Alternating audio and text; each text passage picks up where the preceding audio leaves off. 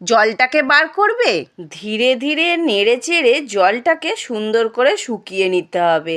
আর একটা জিনিস মাথায় রাখতে হবে, শাক যতটা পরিমাণ তার থেকে কিন্তু একটু বেশি পরিমাণ ডালটা দিতে হবে। আর ডালটা যেন খুব ভালো কোয়ালিটির ডাল হয়, তবেই কিন্তু খুব সুন্দর মাখো মাখো জিনিসটা তৈরি হবে।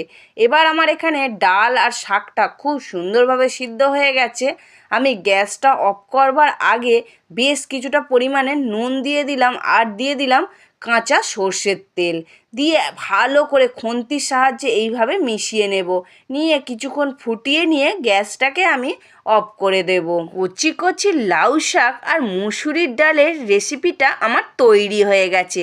আর এইভাবে রেসিপিটা বানাবেন, বাড়ির প্রত্যেকে আঙুল চেটে চেটে খাবে।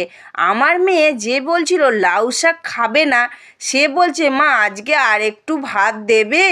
আজকের রেসিপিটা কেমন লাগলো অবশ্যই একটা কমেন্ট করে জানাবেন। আর যদি ভালো লেগে থাকে অবশ্যই সাবস্ক্রাইব করবেন স্বাদের খোঁজে উইথ বান্টির চ্যানেলটিকে।